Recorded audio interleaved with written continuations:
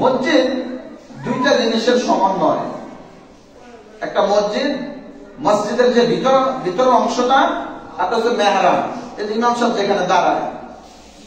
মেহরাব জিনিসটা মূলত এটা আগে ছিল না, কথা বলছেন। যখন দেখলো যে না এটা একসাথে হোক, বাকিটা যেহেতু বাইরের অংশ, তো এটা ইমাম সাহেব এই মসজিদের যেটা অংশ সেখানেই তার গোড়ালি রাখতে হবে, তাহলে তার নামাজ মুক্তাদের সাথে সহি হবে, মুক্তাদের একটা করলেও সহি হবে।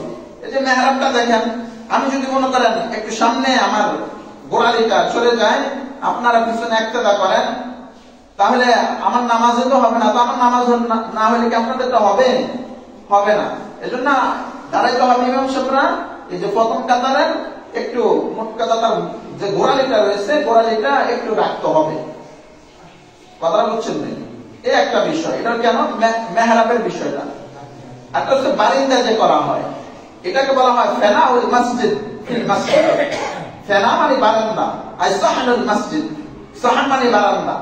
মসজিদের বারান্দা ফিল মসজিদ, মসজিদের অন্তর্ভুক্ত। কিন্তু মেহরাবুল মসজিদ ফিল লাইসা ফিল মসজিদ। মেহরাব যেটা মসজিদের, এটা কোনো মসজিদের অন্তর্ভুক্ত নয়, বরং সানাউল সাহানুল মসজিদ ফিল মসজিদ।